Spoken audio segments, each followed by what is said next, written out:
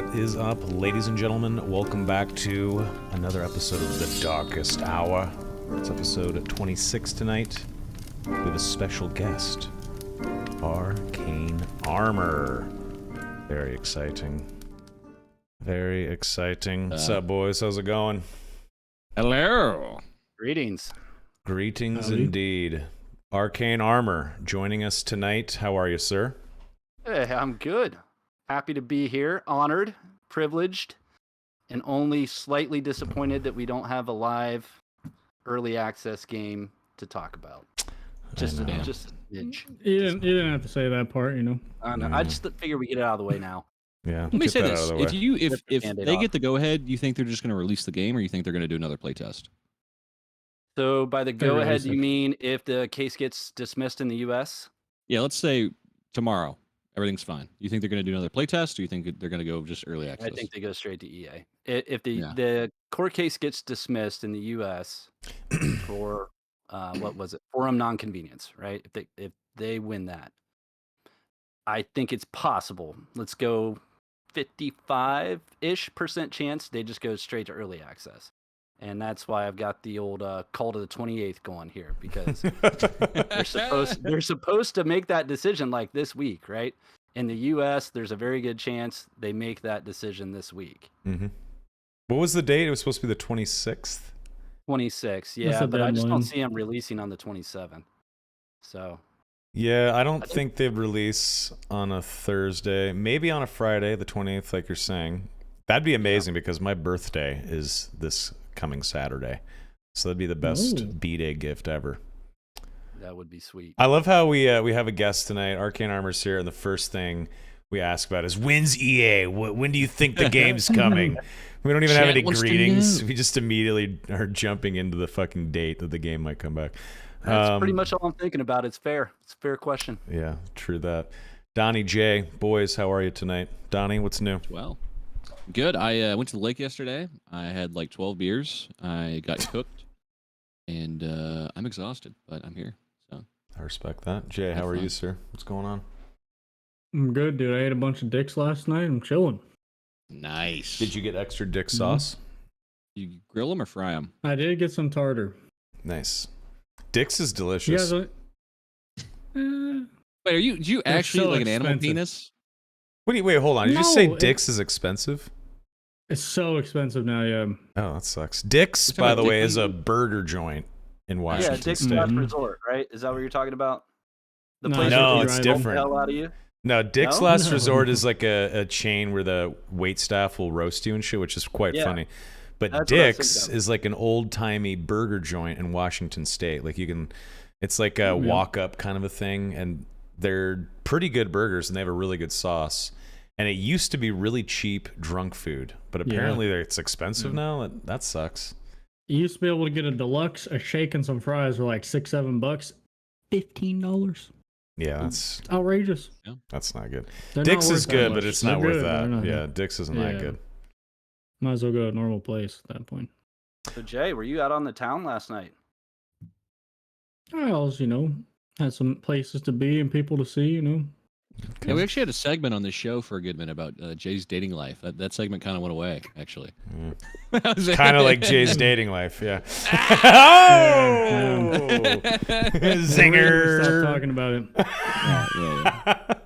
That's all right. It's better for you to be single because that's going to help your OnlyFans career take off more. If they know that you're taken, they're going to stop fucking subscribing and giving you money. True. So it's better this way, dude. Partner with Slutty, get the foot cam going. There you go. There you go. Oh, Orlanthe was supposed to have the foot cam on. He fucking bounced out last second. We had it confirmed, dude. unbelievable. It looks like the box resized itself again, which is insane. So I'm going to mess with it as we're talking, Damn. but I don't know what's going on with OBS. It's kind of weird. But you guys talk for a second while I take care of this technical difficulty nonsense, please. Sure. So I think first things first. All right. What do we call you? Arcane Armor? What do you want to be known as? I guess Scott's what do you good, want to be man. called? Yeah, just go with Scott. It's a lot easier. AA or Scott, either one. Scott. Scott at AA. All right. So what is the stuff on your camera? I think that's the first thing we should address. We have the What? Cult of the 28th, and then we have Dark Yeah. and Darker Iron Mace Hold the Line. For Oh, those yeah, that don't so- know. No, that's a good call. So recently, Reddit brought back the Place app, where you can place 1 pixel at a time every 5 minutes per Reddit account. And there are quite a few Reddit communities that have very large, well-coordinated efforts to draw some really cool pictures. Right. And I had no idea what this was, but I got really excited when the Dark and Darker Discord notification popped up. And then I went there and it was a brand new section all devoted to this Reddit Place art. And the turns out, no surprise, Dark and Darker community really rallied around this cause. And so we've cordoned off our little section of the map. And for the last 3 days, the good adventurers of the realm have been holding the line on Reddit to make sure that that image that you see there does not get taken over by other Reddit communities. I've been So you helping can- out you can- too. I've been helping out too. You can placing my pixel over pixels. other people's pixels. Yeah. Oh, yeah. It's Yeah. like a war. Oh. Yeah. Honestly, I was thinking of turning on the stream this week, getting some beer and just doing r/place Dark and Darker Overwatch and just turning on just chatting, turning the stream on and just fucking protecting the Dark and Darker r/place tile.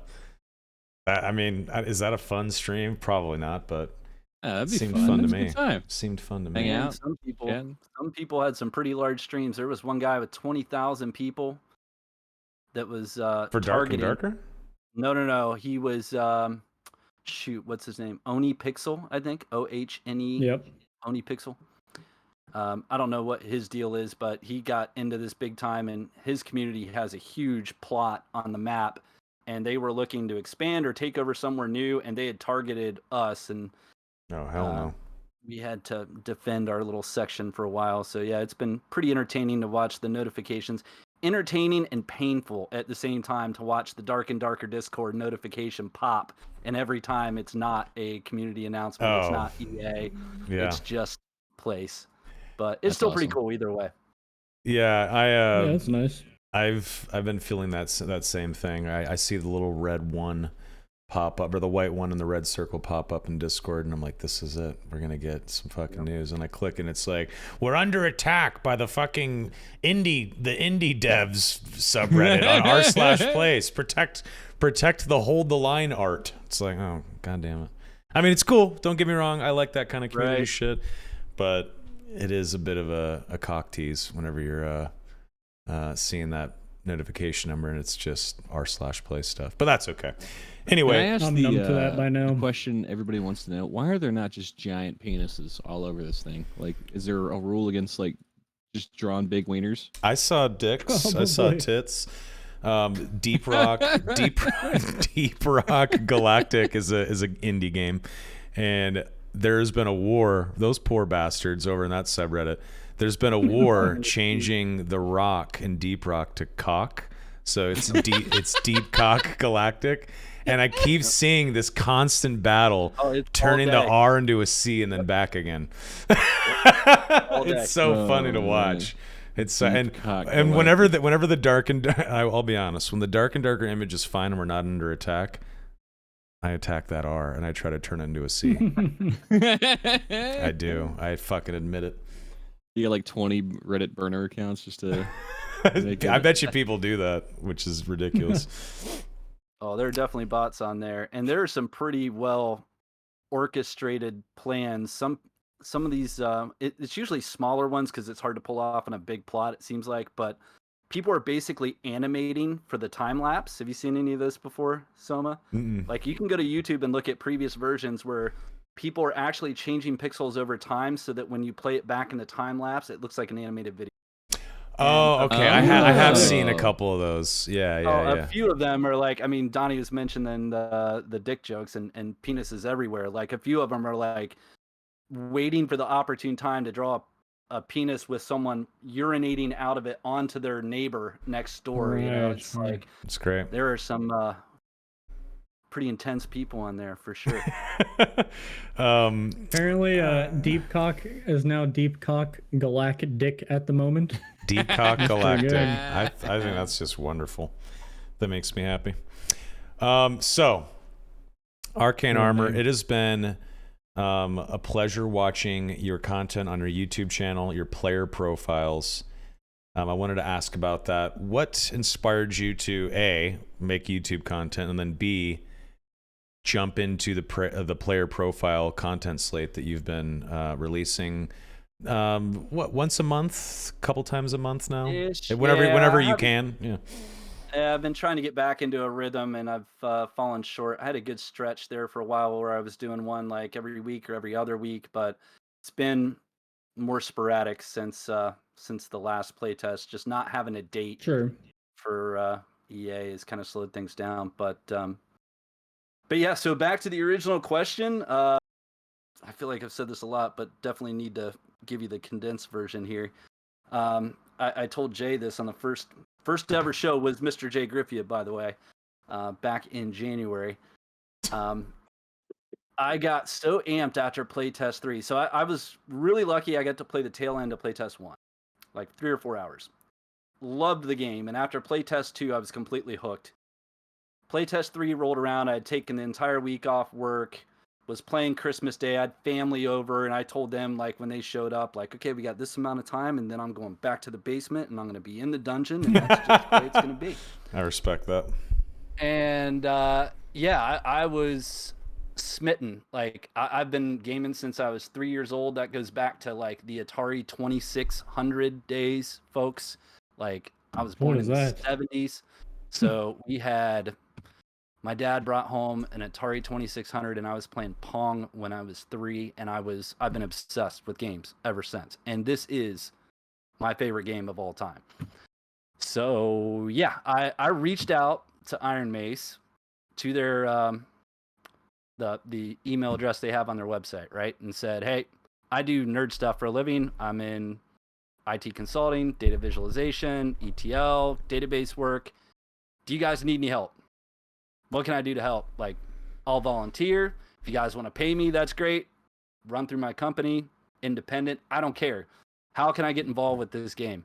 And they were super freaking busy after playtest 3. That was the one where they got like 2 million accounts, right? 2 million Steam accounts, I think, by the end of PT3. Mm-hmm. So they're blowing up. They don't have time to answer emails. And a week goes by, and I'm like, what the hell am I going to do? Like, I need to do something around this game that's more than just play it. And I don't know, it was one of those like light bulb inspiration moments. You know, light bulb goes off over the top of your head, and it's like, hey, maybe I could start a YouTube channel. I don't know what the hell I'm doing, but I know how to do nerd stuff. Sure, I'll figure it out. Then it was like, well, how? Like, what am I going to do? I'm not a sweaty gamer, and I'm probably not going to be known, at least right away, for like the entertainment value. Like, I do all right with the informative stuff, and I can usually get to a point where I'm making somewhat quality stuff, but the just pure entertainment comedy stuff doesn't come naturally in like a streamer type of way, right? So Sure. it's like, what the hell am I gonna do? And then yeah, I was like, maybe I just try to feature other people. Like, I just put spotlight on other creators, on guys that are really good at the game, and gals. I'm still waiting for the first sweaty gamer female out there that wants to come on the show. So if you're watching, Katie could join, right? She's pretty Katie good. Woo, yeah, that's true. Okay. Yeah, Katie would be great. Jump on. Where you at? Yep. But yeah, so that was not the short version, it turns out. But yeah, that's how I got involved. Just wanted to be part of the community, I guess. Yeah, I totally get that. I don't know why, but occasionally a game or something comes around and I want to be a part of it. I don't just want to play it and purchase it. I want to be involved somehow. Like, I've been like that pretty much my whole life. Like, if my favorite band was coming to Cleveland, I didn't just want to go to the show. Like, I want to volunteer to sell merch. Like, I want to like meet them somehow, right? Like, I totally get that. I felt the same way about Dark and Darker. It's also, you know, one of my favorite games of all time, and it's not even out yet, which is wild. And I knew that I somehow wanted to be involved in the community as well, and that's when I was like, shit, there's no Dark and Darker podcast.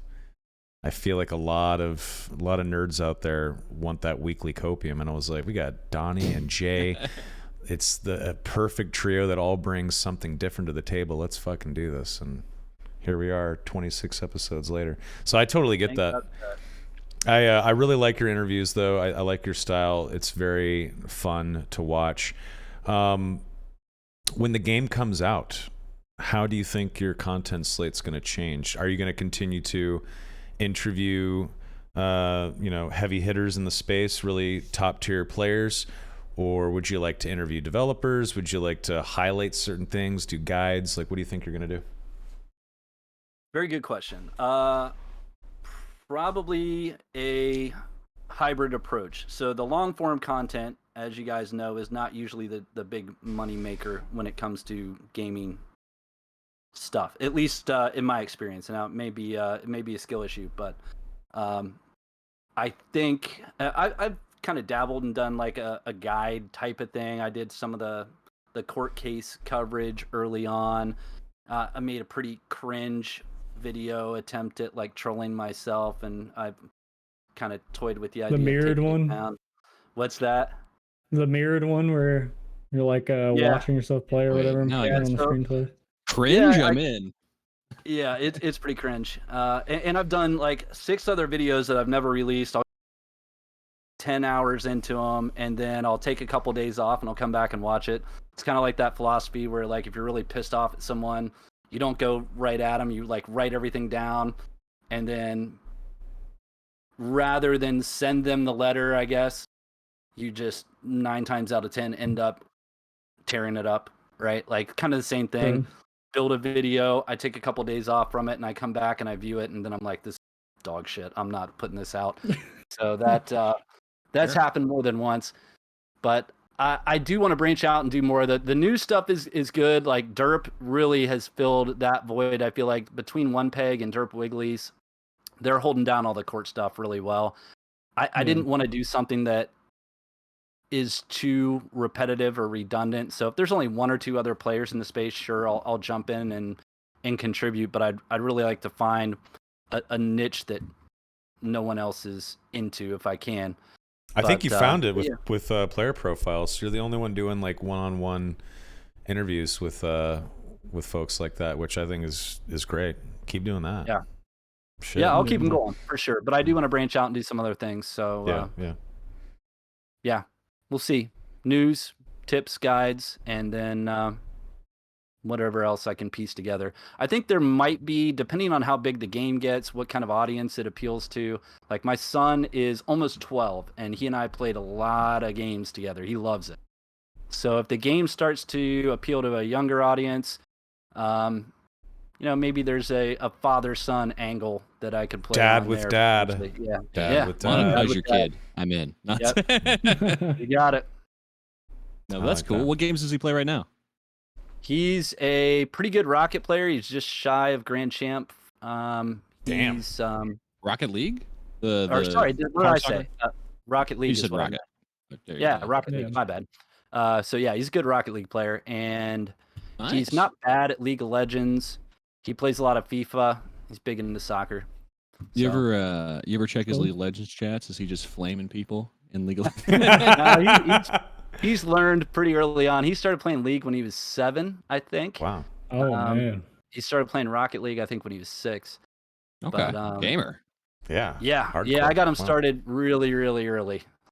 Nice. Put a mouse and keyboard in his hand, and really never got him a console. The only thing I got him was a Nintendo Wii, because that was like perfect for a 3-year-old kid, like swinging swords with the Wii remotes. That was the best. So your kid's sorry to interrupt, but your kid's a PC gamer and he plays sports? Yes. You done a great job. Yeah. Just like the old man. I'm a sports ball guy. Well done. That's what's keeping the dark and darker blues at bay. I'm doing volleyball, softball, bowling, coaching soccer, and disc golf right now. Disc golf. That's a lot. Yeah. That's great though, man. I think, I whenever I speak to people that are hardcore nerds, they're gamers, that's like the hobby. I'm a gamer. Right. So to hear someone is like going to fucking disc golf practice and volleyball and soccer and doing player profiles for a PC game they love, that's great. Good for you. I wish that I wish I had more going on in my life like that. Nice.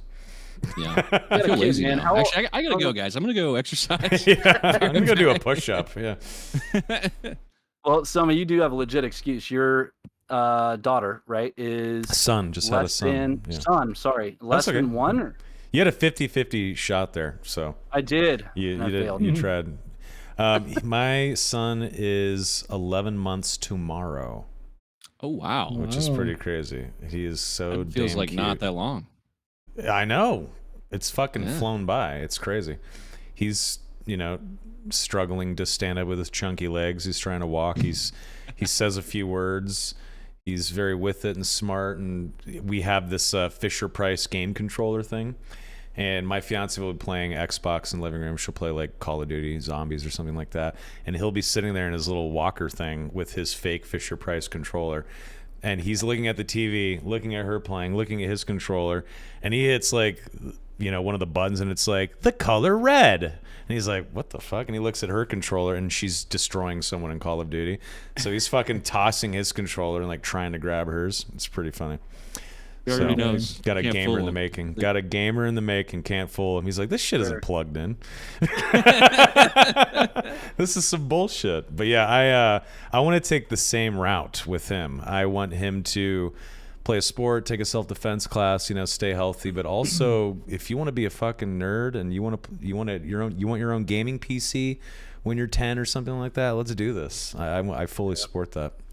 As long as there's balance in the force, of course. Oh, dude, and the angle is really, really nice because, like, a fair amount of your father-son time can just be gaming, right? Yeah. Like, for a while, I had the space down here was set up for Caleb and I just to sit right next to each other, and we would play pretty much every game together. And I'd be hanging out upstairs with the wife, and she'd be like, "So what are you gonna do today?" Spend some time with Caleb. Oh, so you mean you're gonna go gaming?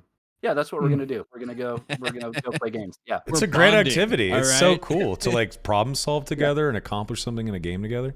I think it's fucking awesome. That's great. You just kick back. You're like, look, the Minecraft house needs some cobblestone up there, son. All right, go ahead and get that done for me. All right, I'll kick back. I'll supervise. Let's make sure you get it done. Plus, it's a great excuse to get yourself new computer parts, right? Like you want to build a new rig. Hey, Caleb needs a new PC. You know what? We're not going to buy him a new one. I'll just hand down parts. Yeah, and I'll get myself one new. All I need is just a new GPU. Yeah. I'll hand down a few things. Got some old parts I can pull out of the crawl space. We'll get him good to go. And That's I'll get my a new plan. graphics card. No big deal. That's my plan. That's awesome. As I upgrade, the old machine will go, be handed down to the son. Right. That's kind of the plan.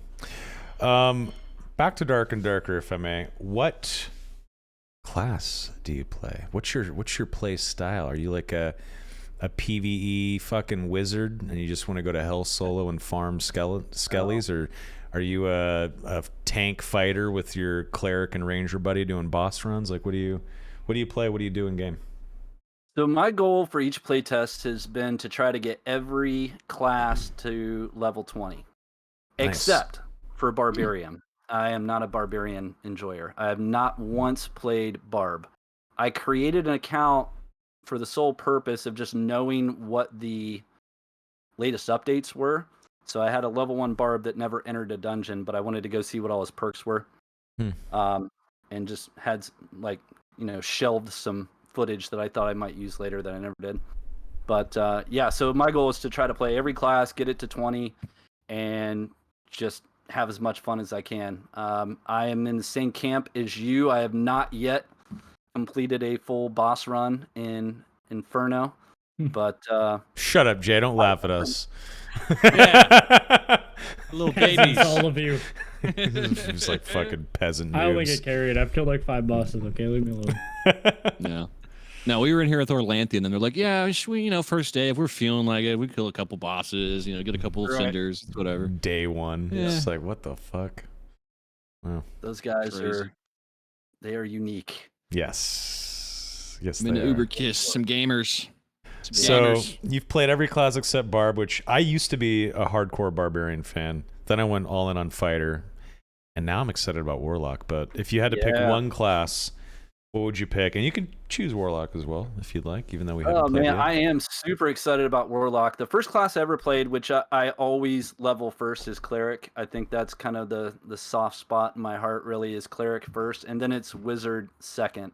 I think you guys were talking to, yeah, I think it was Wilson's game, and I kind of take that contrarian approach a lot of times as well. Like when it came out, like Jay was one of the only guys playing solo Wizard that I knew of for a while, but I found out Ken and others.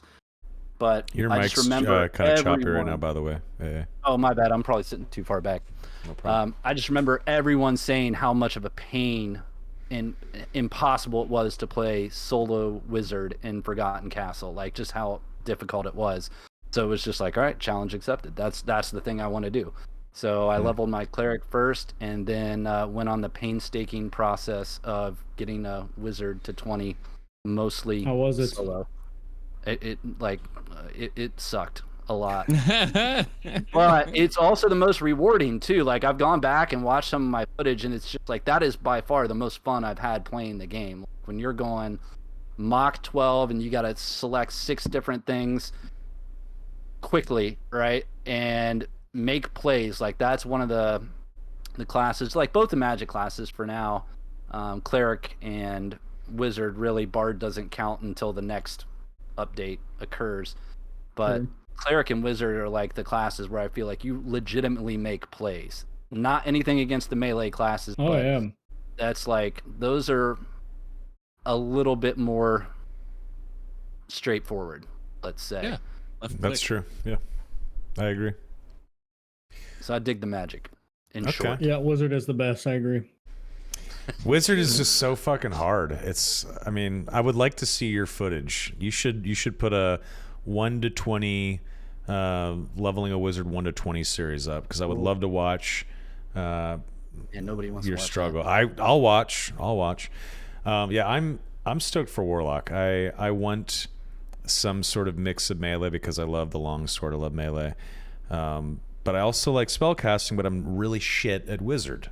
So now I feel like I'm getting like potentially the perfect class with Warlock. So I'm stoked for that. But I didn't expect you to say Wizard, but that's interesting. Good choice. I love Wizard. Absolutely love it. And I have one live stream up there. So I got to do one tournament with my son and then a buddy of mine here locally.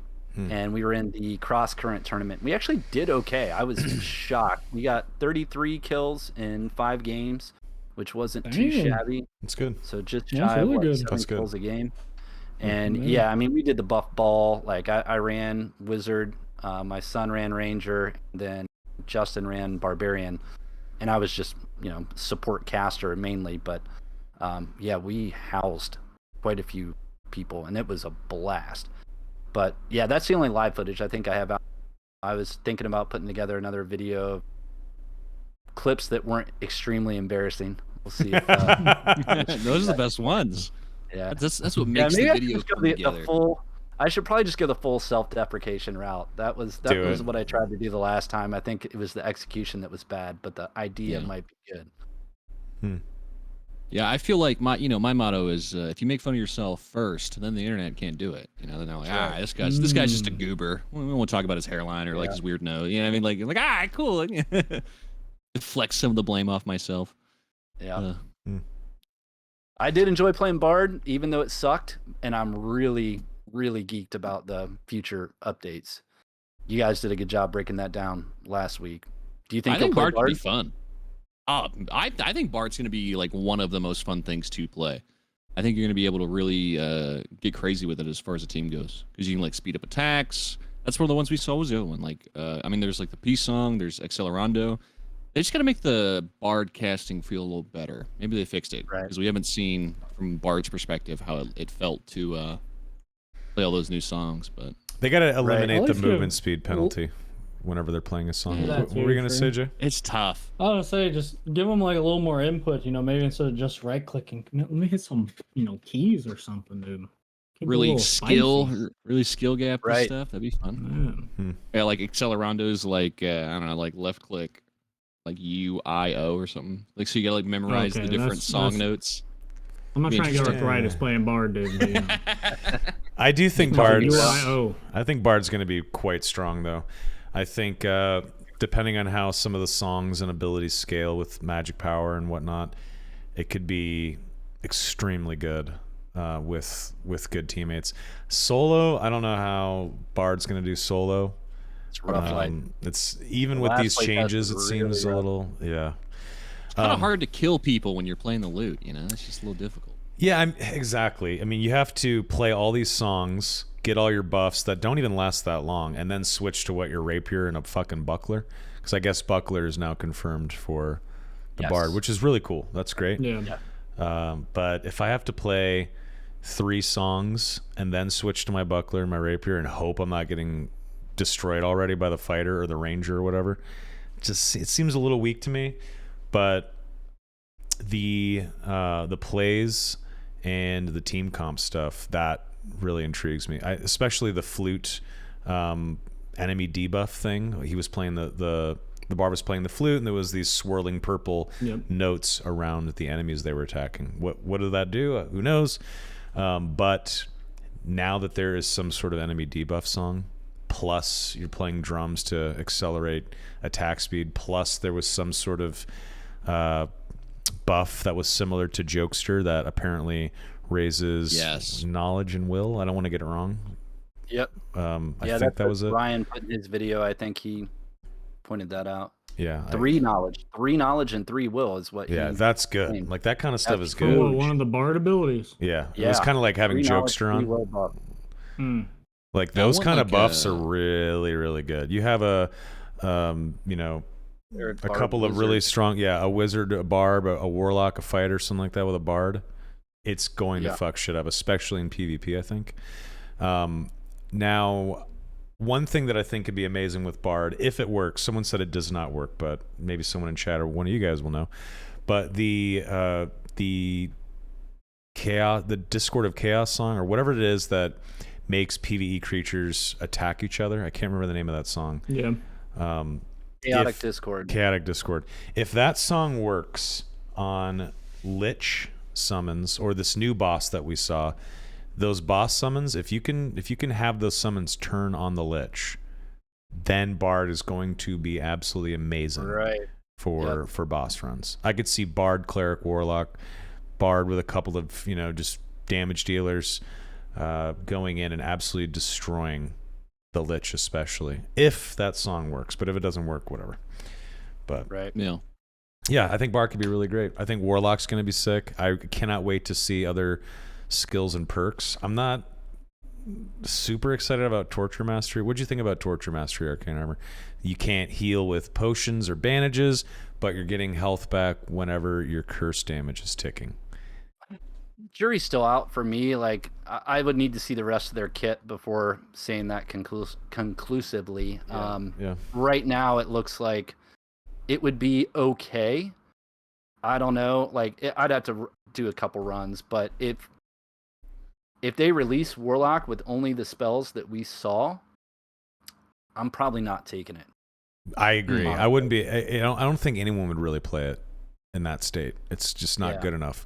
It looked good. 3 spells and 1 perk. If it was, well, I mean, there's going to be more spells, and we didn't even see the empowered Q sword. We didn't even see that. No, that's absolutely right. I think what we're just saying is if they release it like how it was basically a preview, like Bard was in the last playtest, right, exactly. Then I'd rather wait and let it finish cooking in the oven before I took a bite. I agree. But I'm assuming with all this time that they have, they're probably working on making sure Bard and Warlock and all the other classes are all good to go for when they enter EA. And I mean, we could make some EA guesses, but at this point, I would say that they're probably trying to flesh out the quest and talent system and get all the current classes in a good spot.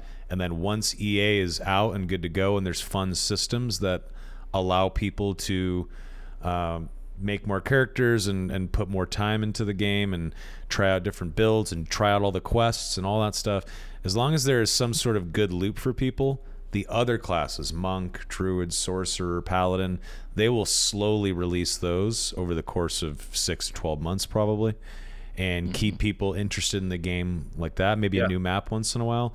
But I would like to see them get some of the other systems prepped and good to go for EA. I mean, what do you guys think? Where do you think they would put effort in pre-EA launch? I mean, where do you think the game should be at EA? Do you think we should have those systems? Do you think we should have to have quests and stuff like that? Or I think it's helpful. it helps. I think Quest but at least.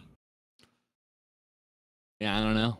I think don't a know lot how of big their people. team is. It's like 'Cause I don't 30-something people. know- 30-something people. Yeah, how many of those guys are working on, the overall game as far as like optimization, making sure the classes work? I mean, how many dudes are put on that project, and then the other guys are working on quests and game systems and stuff like that? I have no idea. I don't know what kind of manpower is being spread where, so No, that's a it'd be good hard point. for me to say. I mean, in previous interviews, Terrence essentially said we have an office manager, me, SDF, and then like 30 devs, 30 coders, 30 people just making the game.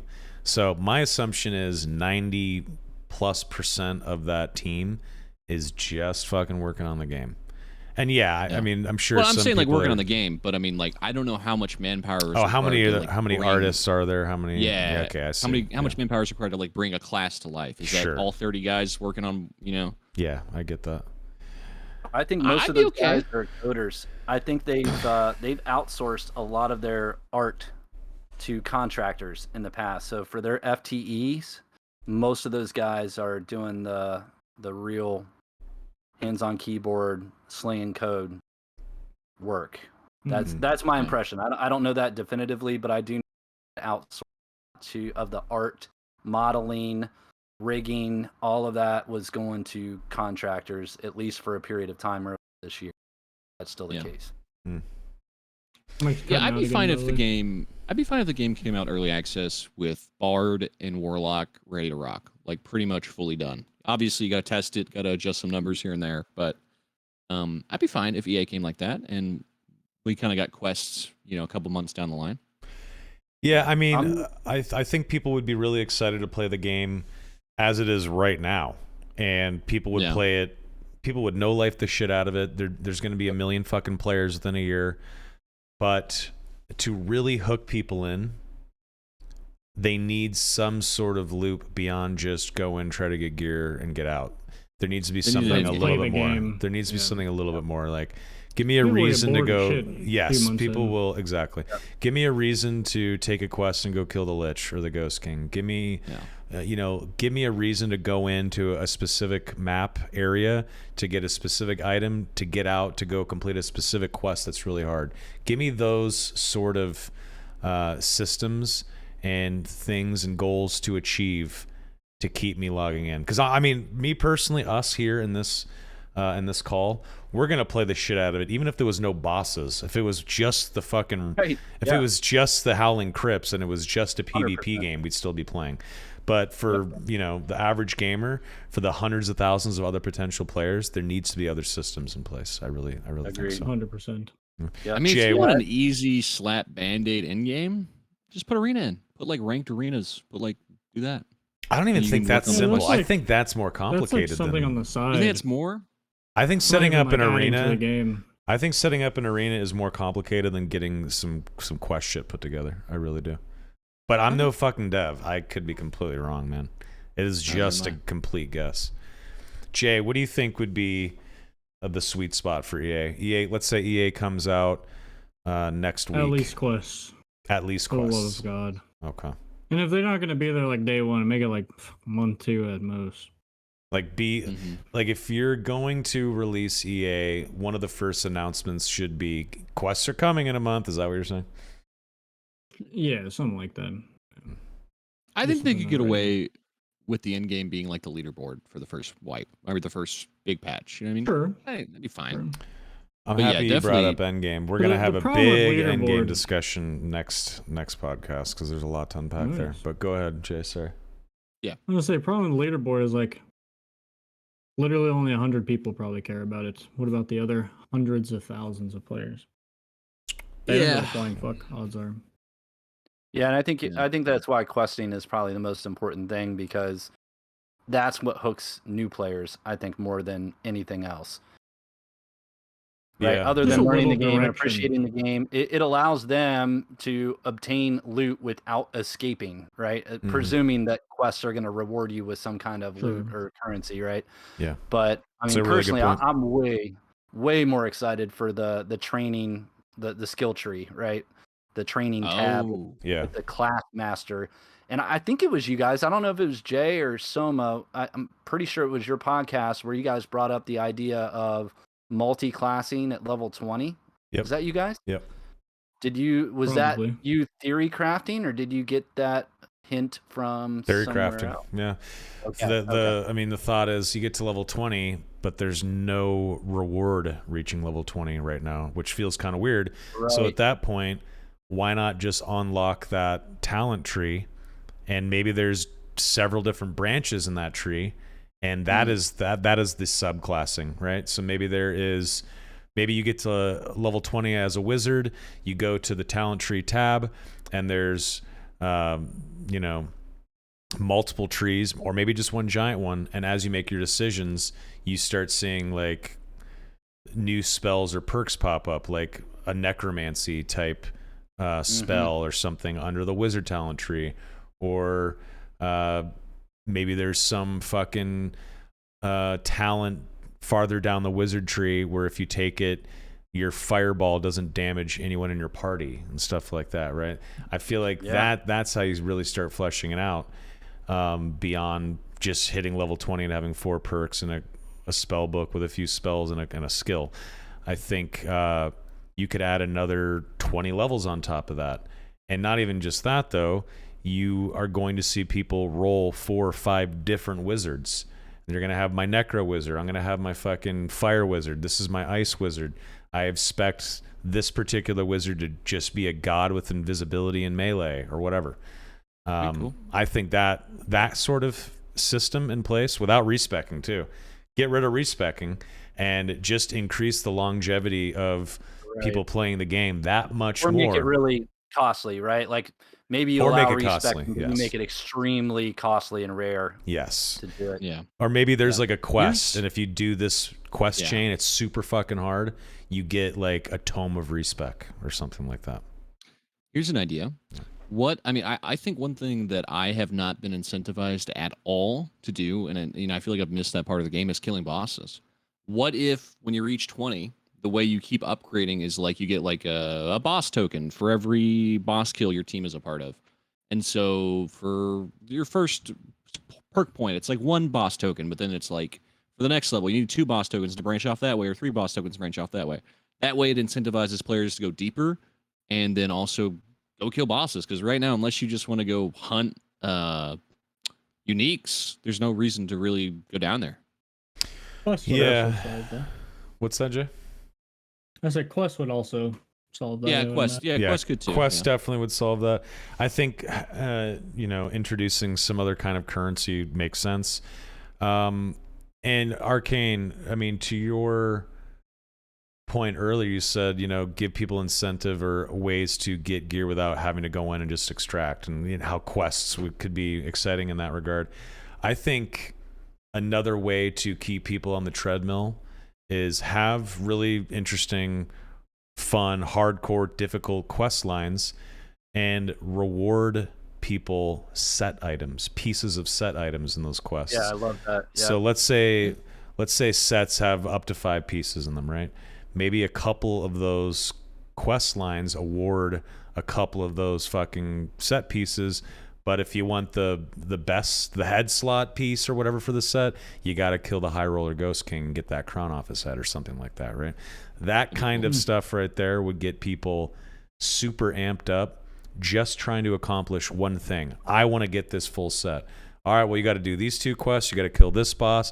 You have to go into the ruins and go to this room with this item and place it on this altar and escape with it, and then you can turn it into this fucking merchant, and then you get that fourth set piece.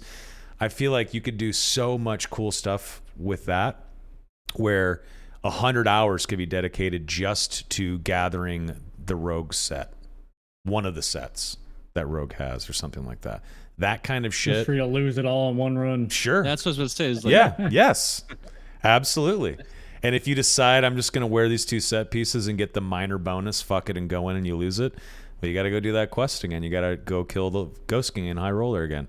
Or this feels like WoW. I gotta Sure. go farm the dungeons to get my set. now I think a lot of people would get pissed off about that too. If it takes 100 hours or multiple days to get the full set, and then you go in and you get dumpstered by Orlanthe and his Cinder and you lose it all. Yeah. That kind of sucks. So then you have to consider other systems. Like what if there is an insurance type system? Yeah. What if there is Disgusting. What if there is Hello, Prapor, I have your insurance. or what if there's some sort of system where if you die with a full set on, you get one chance to have the full set sent back to your stash, and you get a chance to wear it again. I don't know. I know that's a bad idea, but I'm sure they would come up with some sort of systems. But do you think the average player would get really pissed off if they had to farm for a 5-piece set that took 40 hours and then they lost it the first raid they walked in? Yeah, that'd be. Yep. I don't want to say it's a bad idea, but that would not feel good. Sure. Yeah. Right. Yeah. I think spend you my got to whole time. reward something other than gear. Make it gold. Make it Or maybe currency, even- like the currency to buy stuff. Like the boss currency he was talking about. We already have Sure. like candy canes and shit like that for special merchants. Right. Why Right. not just award us another type of currency and then you can buy cool shit with it as you go? Could be. Yeah. I don't want to get into microtransaction land, but it could be a skin reward, weapon skin reward. It could be That'd be cool. even a skill or a perk, right? Like maybe you have to piece together, like you get a shard for a perk. So kill this boss, and collect a shard for each one, and then voila, you can now spec into a brand new perk that is allowed for your class. Something like that. That's going to be a little bit more permanent. Because I don't think a lot of people are going to be jazzed about the idea that they grind forever just to lose a piece of gear. Yeah. No, I think that's a good point. I think people underestimate the incentive power of a cosmetic item, right? Because there's people in World of Warcraft who have ran the same dungeons and raids for like years just so they can have that one piece for their transmog. Yeah. So I think right. if you have a quest item where it's like, hey, you get the badass purple cloak if you do, kill 20 Lich Kings or whatever, you're going to incentivize people to go kill 20 Lich Kings. There's going to be people out there who want to have the badass skin on their item. So I think that's really good. That's a good way to think about it. Interesting. I mean, there's gotta be like hundreds of millions of dollars spent on cosmetics at this point. So In like free to play games in general, or just in games and all games. try man. billions. Shit. Billion. Yeah. Yeah. League of Yeah. Legends by itself is a Riot Games is a multi-billion-dollar company because of a free game, League of Legends. That's insane. Thousands of There you go. employees, offices worldwide, an entire esports network and extravagant fucking production attached to their game, personalities and pro players attached to it, and this is from buying a fucking skin for your ADC. Like all that stuff, all those employees, all that money is from cosmetics. Like I am the guy who never buys cosmetics, and even I have like 2 or 3 leak skins just because they do such a good job. They know what they're doing. Yeah, exactly. It's just fun. If there is some really clever and cool cosmetic items in Dark and Darker, like let's say you can buy something that makes your, I don't know, longsword look like it's got blue fire on it, or you can change your Barbuda helm so that the eyes glow red when it's equipped or something like that. I'll spend $10 on that shit. I will. If I like the game, I will spend. If I'm hate playing a game because there's nothing else to play like League of Legends, free all the way. No cosmetics, no thanks. But as soon as I like something, I'll spend. Since we're all going to go over in-game with us on another podcast, Scott, what would be your ideal end game? If you could theory craft your own end game for Dark and Darker, what would it be for you? Good call. Well, happily, they already mentioned that they are going to insert dragons at some point. For me, that's like the ultimate end boss. Like you throw Tiamat, however you pronounce it, in there, like that's the dream, right? Like if you can descend through 3 levels, survive all the PvE, maybe mini bosses, like if what they said about the Lich and the Ghost King was true early on, that those two were never supposed to be in Inferno to begin with, right? Yeah, or at that's least they right. said that about the Lich. I'm not sure if it was true about Ghost King. No, you're right. Yeah. But yeah, like if you have to survive all that and then get down to an end game type level, I don't know if it's Inferno or if it's even something deeper than that. Then you have to beat a dragon. That's the dream right there. That is the epitome of all Dungeons and Dragons nerd goals. Here, Yeah. here. I was gonna ask, are you a D&D fan? Huge. I haven't got to Hell play yeah. much, but I did build my own table for D&D. I've been playing off and on Ooh. since I was 16, so about 30 years. That's Holy. awesome. Yeah. That's cool, man. Yeah, that's I mean, Dungeons and Dragons is one of my favorite games of all time. I've been playing, over 20 years now. I started playing when I was 14. And the reason why Dark and Darker was so exciting to me was because of the inspiration from Dungeons and Dragons. There had never really been... Every game that was inspired by D&D was like a Baldur's Gate. It was like a Divinity Original Sin 2. Some turn-based RPG. But to turn it into like an extraction looter... fuckfest royale where you're just slaughtering everyone and taking everyone's shit and trying to escape, Tarkoving it was just I never saw that coming. It was so incredible. Like I just couldn't believe it.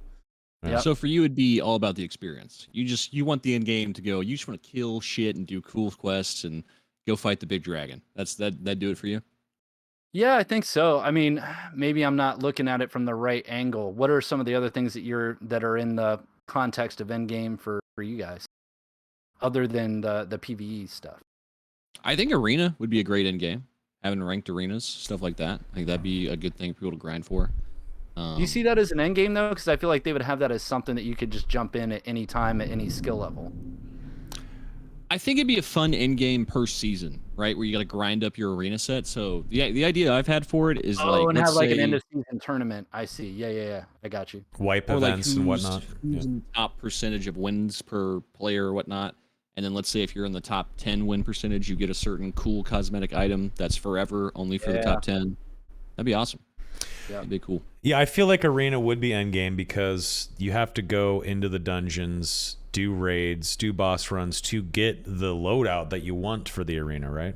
So you have to do all this work just to get ready to rock in the arena. I feel like arena would be endgame for sure. And I think there would be probably different levels to arenas as well. But yeah, I think some sort of raid system, taking out Kuma the Dragon with maybe awesome. Maybe 9 buddies, not just a couple. Maybe you got... And that'd be a cool way to incentivize regular boss kills. Like I said earlier, like what if you got like a boss token to go do the Kuma raid? You got to have like 3 boss kill tokens or whatever. And then to open the magic door, the shield, you know what I mean? Whatever. However I love that idea. I was just thinking that. Like, what if you need the Ghost King's crown? You got to put that on a pedestal and then unlock it with the Lich's skeleton finger key. And then that opens the door to Kuma's cave or something like that. And if you die on the way to opening Kuma's cave and someone takes the fucking skeleton finger and the crown, well, you got to go back and kill those motherfuckers again and restart. That kind of stuff, I love that for in game. Love it. Yep. That sounds so fucking sick. Yeah. Hell yeah. I'm here for it. How do you feel about battle passes, stuff like that, like monetization of the game kind of down the line? Or do you just want one box price, that's it?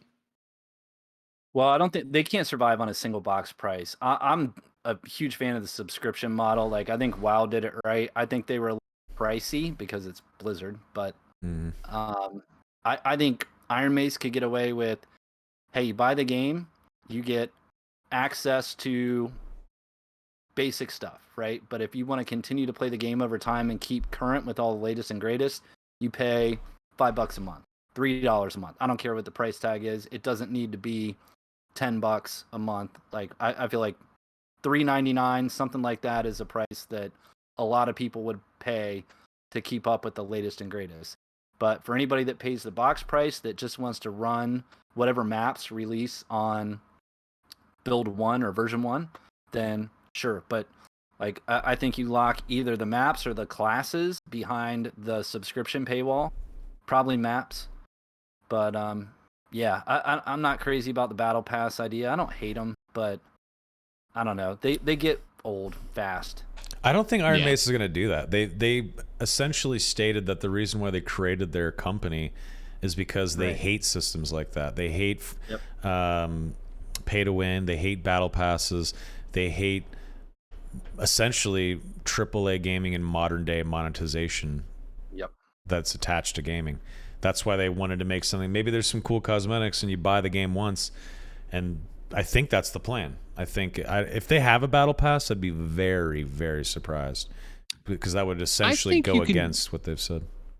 I think you can do a good battle pass. It's just how, you know what I mean? I think like Scott mentioned, it's how much they do it. I don't know if you guys kept up with Halo Infinite at all. There's like 20 battle passes for that game. I think the game's been off for like 2 years. It's too much. It gets old.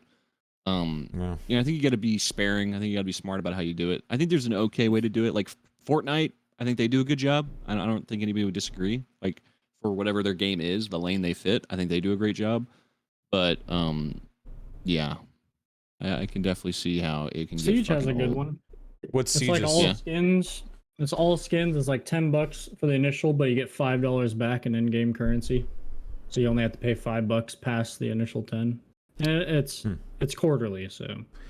There you go. I suppose So if it's not super $25 a year or expensive. something. Yeah, okay, $25 a year.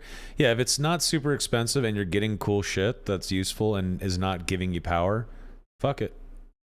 Who cares? Yeah, it's just skins. Yeah.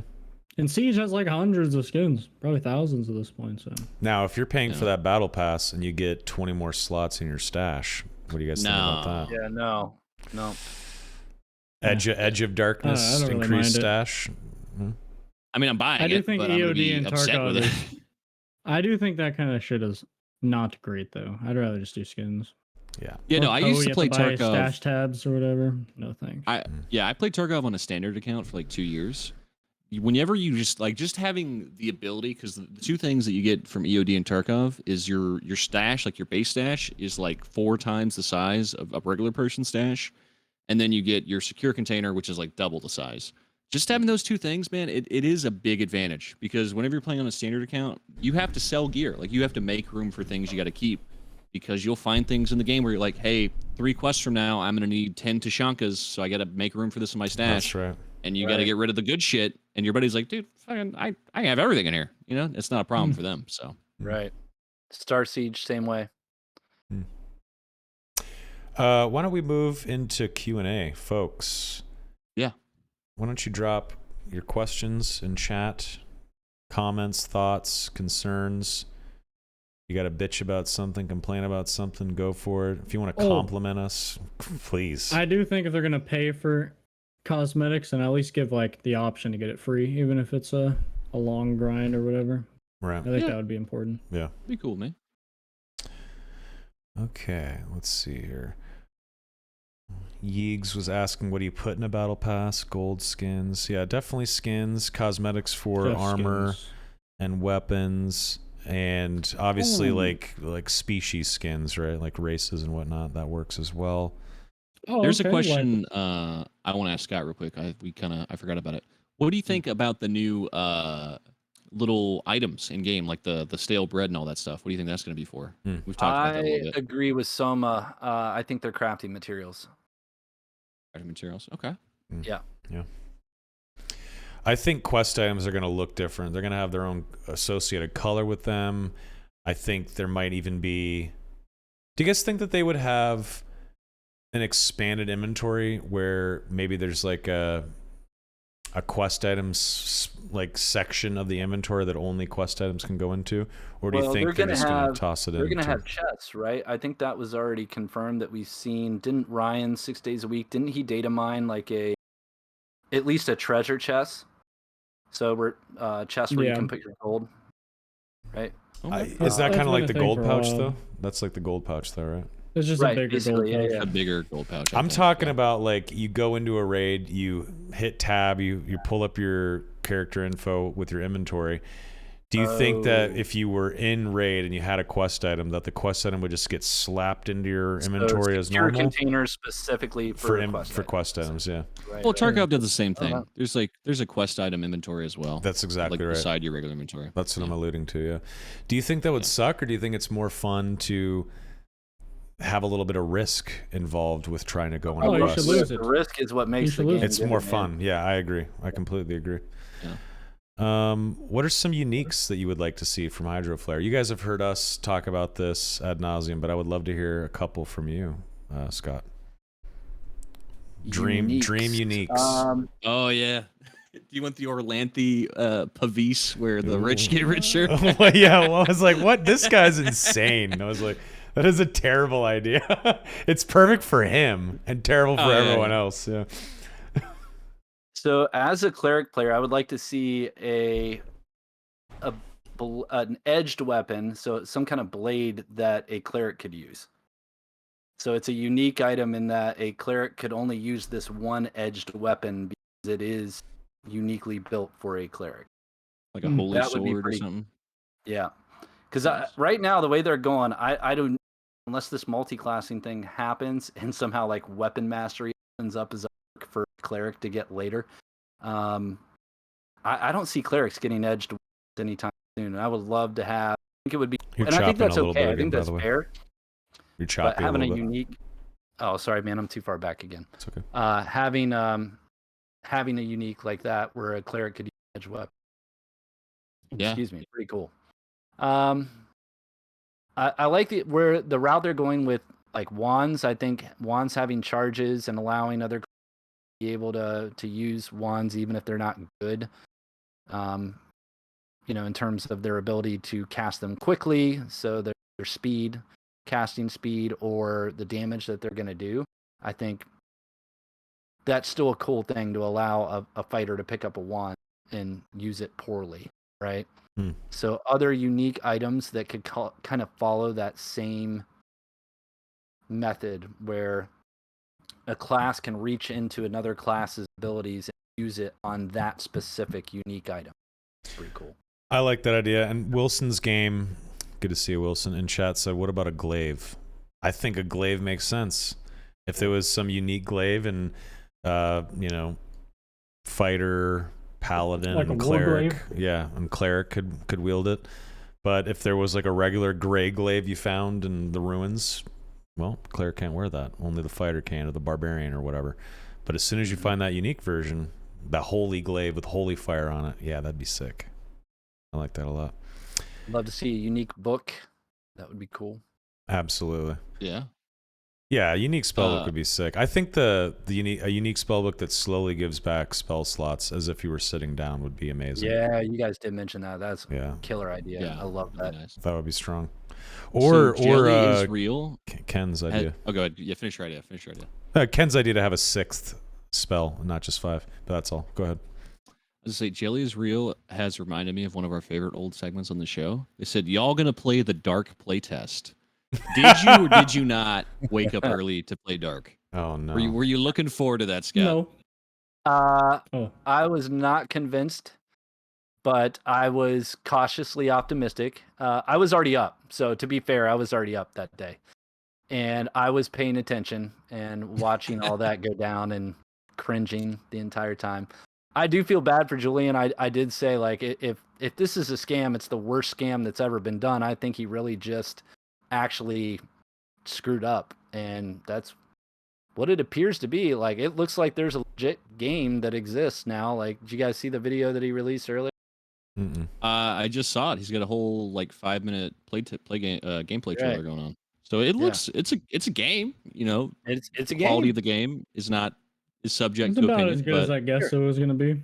Right. it's a game. I mean, for what, sure. what do you There's something there. expect out of a one-person dev team trying to recreate a game that is, maybe a I don't know, staple of our times. I don't know. I haven't seen anything like Dark and Darker ever. So The only reason I hate one guy trying to replicate that seems like a tall order. Agreed. And the only reason I hate on it and have a bad taste in my mouth with that Julian guy is because he asked for money way too soon. Yeah. I'm sorry, but I can't. It's hard for me to forgive that kind of shit. You can't Okay. ask people I get to it. give money to your Patreon based off a couple of screenshots because another game is popular and has legal issues. I just think it's gross. Julian Yep. might be a really fucking nice, cool guy.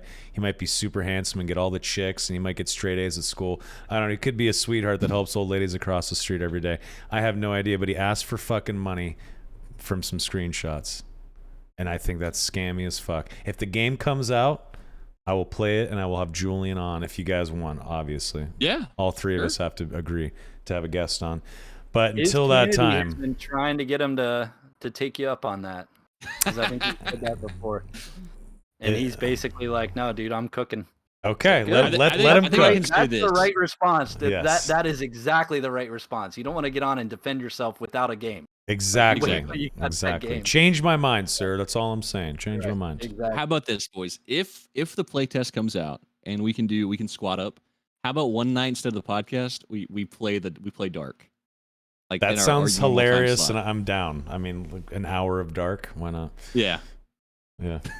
We eat crow. The dark, We eat an crow on hour the of podcast. dark in the darkest hour. Yes. Yeah, did he say playtest was next week? Am I Oh, really? imagining that? No way. I may be imagining that. Hold on. Checking. Okay. Okay.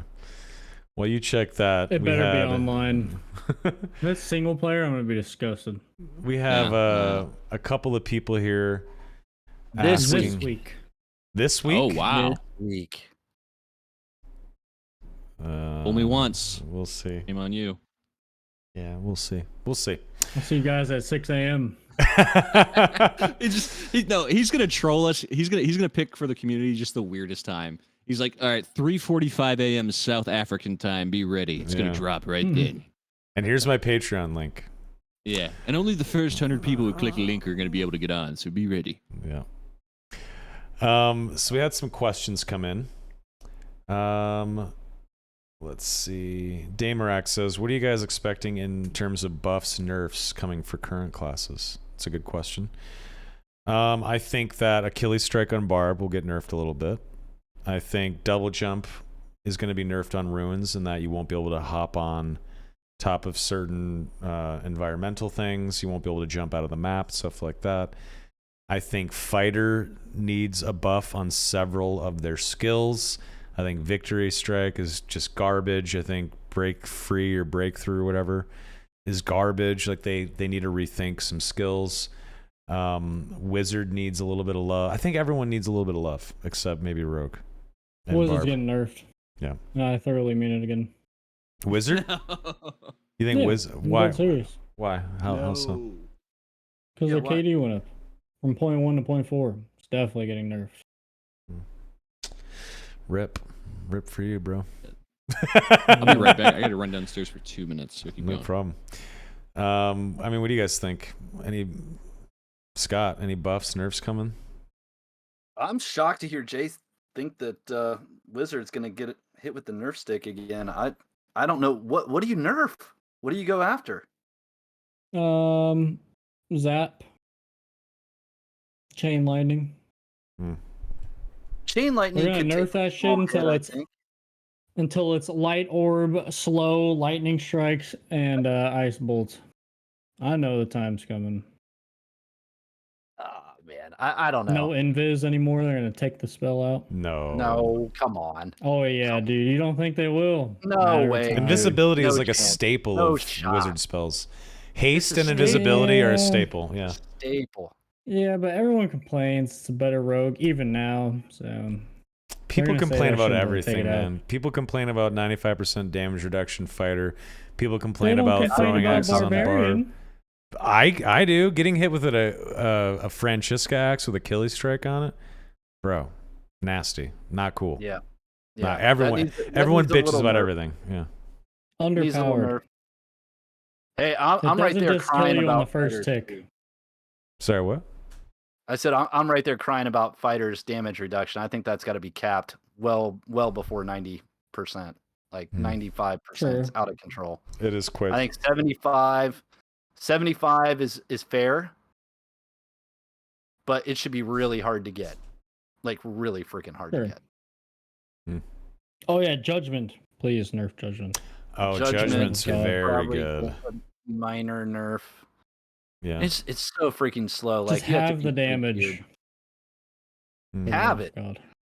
Yeah, It's oh, only yeah, like have it. 30 base, right? 30 That's the base. tooltip, which it actually hits for like 55 or 60 or some shit. Really? It's ridiculous. Without gear. It's strong. Oh no, you though. have to have a little Yeah, bit you of definitely gear. you have to have gear on. Yeah, but If you had like full damage gear on a cleric, you'd literally 100-0 half the time. In 1/4 second cast. yeah, I agree. Ridiculous. It's All a right. little strong with gear. Yeah. Yeah, but that's the way things should be, though, right? Like I'll play the devil's advocate, right? Like for a fighter, if you get the right gear, you should have the damage reduction. But how much damage reduction should you get? You've got the right gear. Should you have a really good judgment? Yeah, if you got ultra powerful cleric, they should be able to do some pretty good stuff. But 100, like there should probably be a soft cap there too, where it's like 75. I'm digging 75 today. Sure. 75 's Sure, good enough. why not? I agree. I don't know who else gets nerfed. I'm with you that Rogue does. I think Rogue double jump needs to go. Yeah.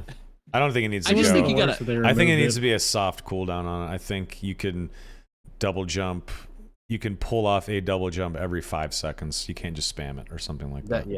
That would be a vast improvement. Yep.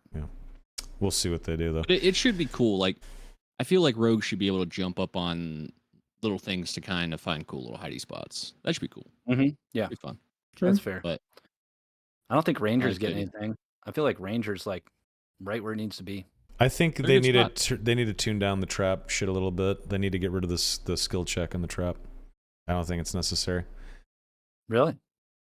Yeah, I think it kind of sucks. I mean, you're already having to look Panicking. down and present the top of your head to the ranger who's 10 feet away shooting you. And then you have to Right. fucking wait to hit the space bar on this fucking skill check on the trap when you're already taking damage over time and stuck in place and getting shot. Now you have to fucking nail hitting the space bar at the right point. I just get rid of that part. I feel like you're already you're in harm's way to the max standing in a trap, especially because it's ticking damage over time as well. Get rid of the skill check. True. I don't know. So you feel like it should just be a fixed duration, wait it out, and then you're out. No, I still think you still have to look down and like hit the key to get out of it, but there should not be a skill check where you have to hit the space bar as you're trying to release the trap. Because right now it's kind of like when you're picking a lock on a chest.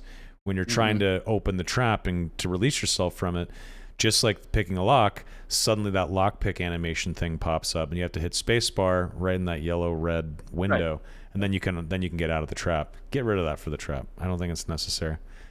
I think they should have like a spam thing, like you're like prying open the trap. You just like fucking spam spacebar 20 times, and then you get open. That'd be good. That'd feel thematic. You're trying to. Other than that, other than the trap, you feel like Rangers good? Probably not going to get hit with the nerf stick much. If at all. I think they could use a buff. Goatee says give archers a quiver rather. Yeah, I think Rangers should have a quiver. I think a weapon master fighter should be able to use a quiver as well. And how that would work is it would just be an offhand thing, kind of like how in the last playtest you could have a torch in your offhand and a sword in your main hand.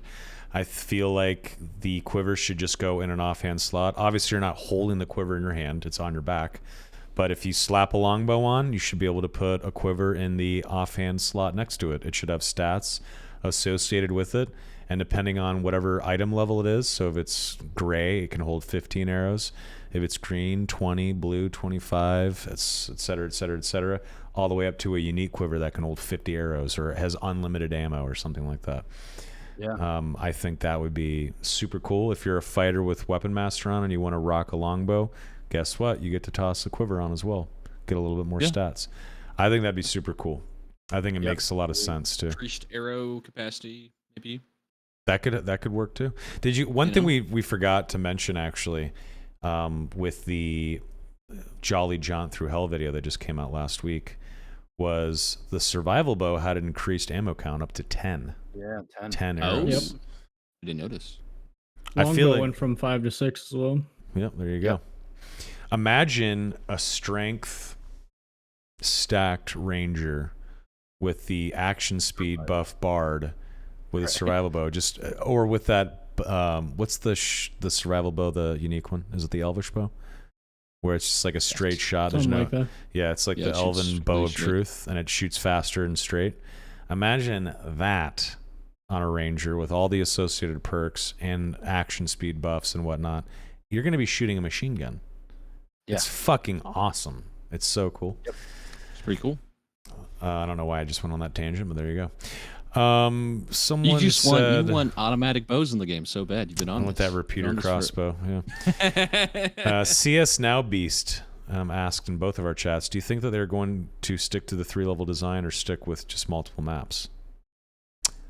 I hope it's both. I hope it's like I hope you can just like join whatever map you want and then go down to hell if you want, like from Ruin. Actually, let me eat my words. Let me think before I speak. Honestly, I kind of like the 3-level design. I like that if I you think they should try it. At least. just experiment. Yeah. Yeah.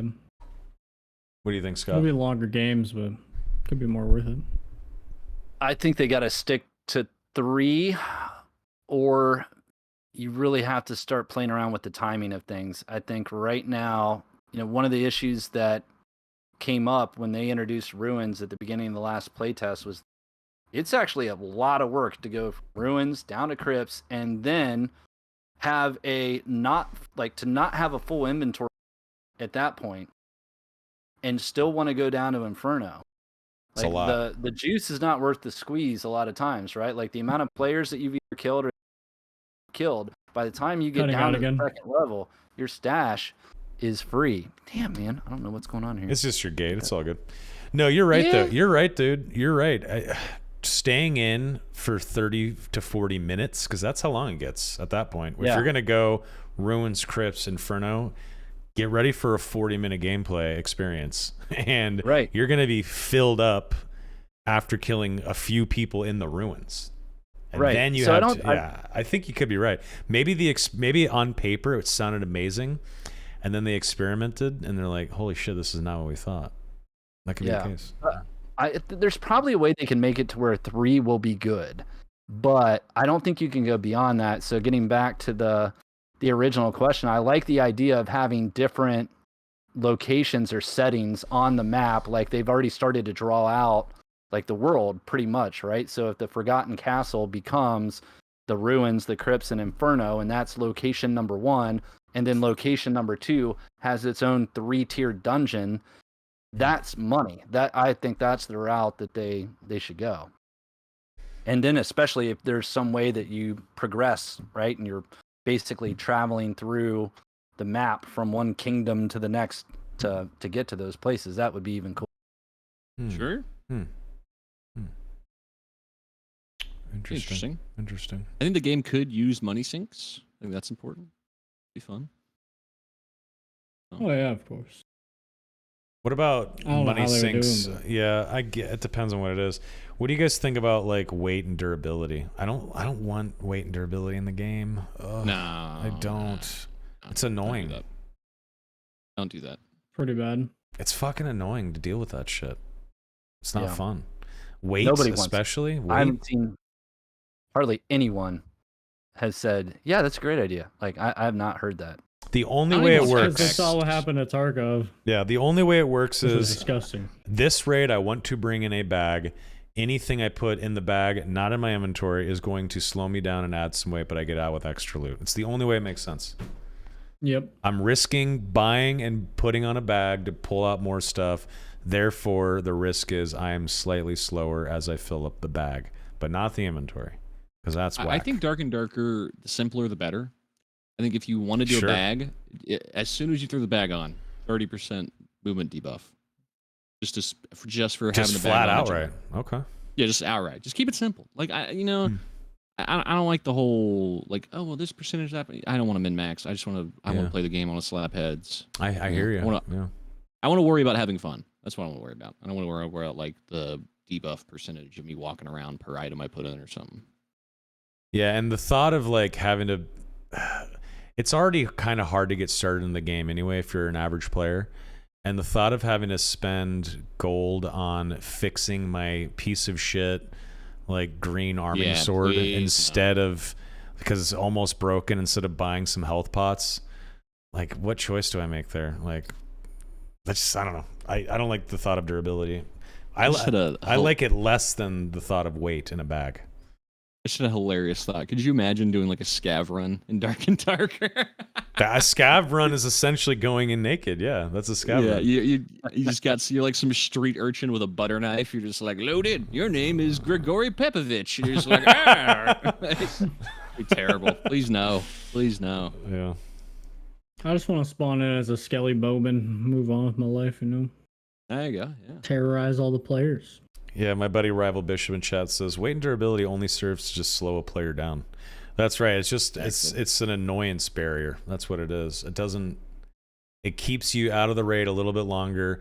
It diminishes your funds to get fun stuff to put on to go into the raid that much more. Like it, I don't know. I think for a certain game it works well, right? When you play Escape from Tarkov, I don't want to say it feels good because it doesn't feel good, but it makes sense because you're playing like a super tactical, realistic, hardcore shooter game where you got to like repair each limb if you get shot in the arm or something like that. This is not that game. Please don't. Please don't repair. Yeah. All right, keep the questions coming. I know Donnie, we have to end here soon. We got some time. I'm chill. We got a few minutes, but keep the questions coming, folks. What else do you have for us tonight? Or any questions for Scott in particular? If you want to ask him something, please let us know. Yeah, while we're waiting on that, I'll play devil's advocate real quick because Soma, I know you play a lot of D&D. Yeah. Do you feel like encumbrance took away a lot of fun out of D&D? You know, I'm really happy that you just asked me that. So I am one of those kind of players, and now a GM, that hates encumbrance. I hate having to worry about how many coins are in your fucking purse. So when it comes to like gold, unlimited amount. Gold magically goes into a wallet. Every DM I've had has always done that. Like, gold doesn't weigh anything. Don't worry about it. And then, who wants to be that guy that like stops game is like, whoa, hold on, Soma. You're carrying too much money. Yeah, exactly. It's not going to happen. Not cool. But here's where the rubber meets the road, where I did feel like it did add to gameplay is when the party finds some cache of loot or wins a huge fight. Yes. And there's like sets of plate mail laying around, and it's like, okay, I'm gonna grab these six sets of full plate armor and just schlep them around. And the DM's like, whoa, how are you gonna do that? That 100% to me, agree with it's you. like, okay, that's pretty reasonable, right? Like those types of things I felt like did add to the game because it made you as a player start to consider like, oh, hey, this is what my character would have to think about in this situation. Yeah, I agree. Yeah, I totally agree.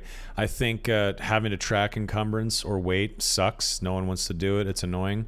But when something does not make sense in the story or in an RP moment, I found this treasure trove, and there's like 8 giant fucking crates filled to the brim with precious gems, and it weighs 6 tons.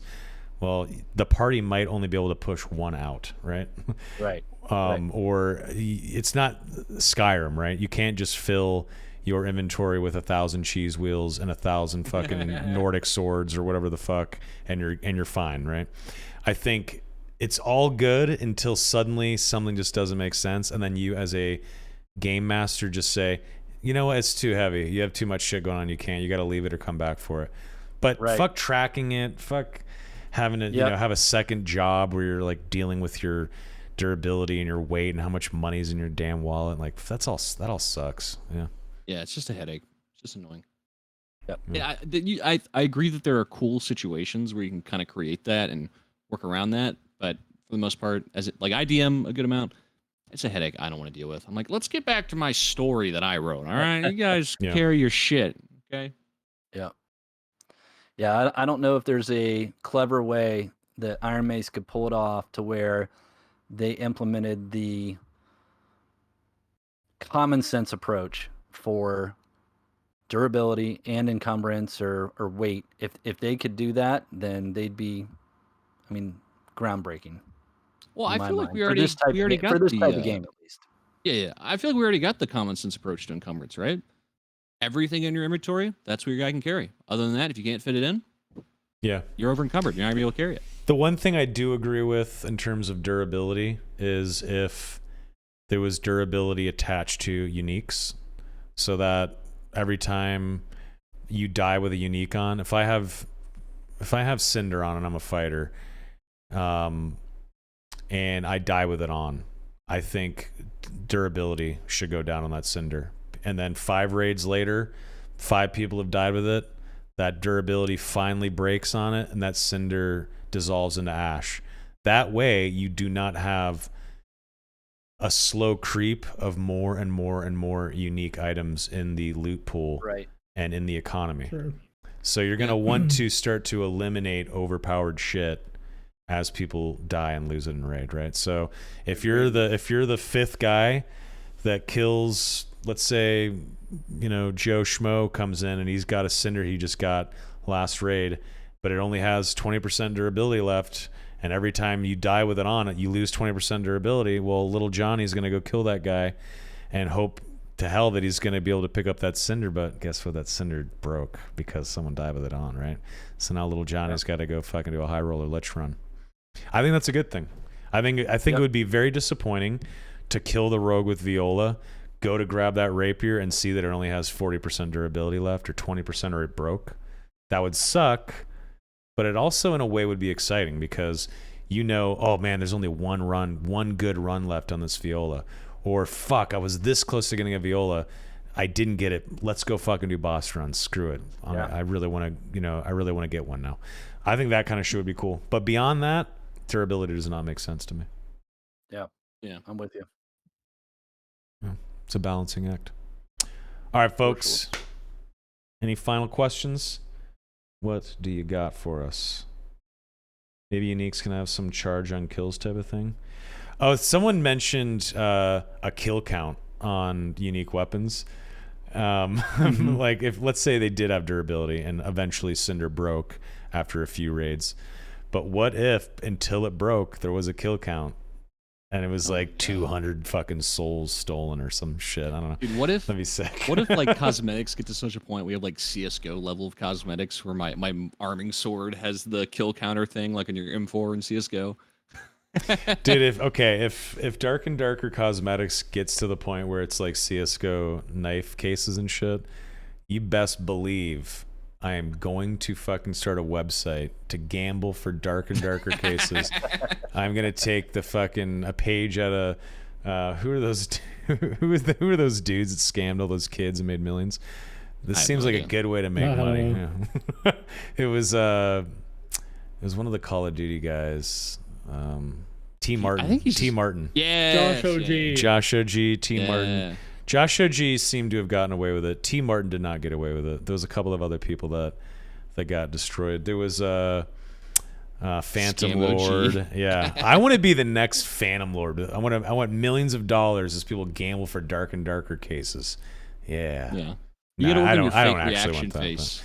Like I won! Oh, wow. Oh my god, guys. I got a Viola! Oh, you can too. Just make sure you go to this website and for $5 you can get, that'd be terrible. Anyway, that was ridiculous.